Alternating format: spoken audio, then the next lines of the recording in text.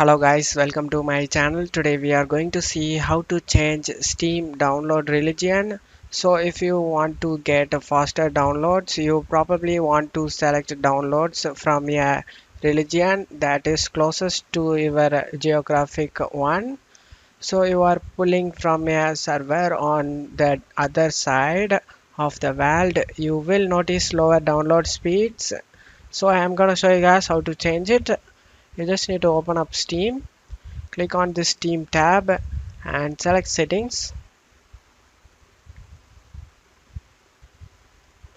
On left side select downloads.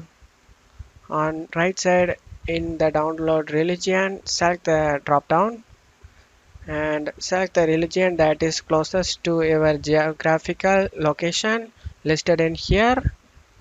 I'm gonna select India Chennai, and after selecting it, and this change requires a restart to take effect, select the restart now.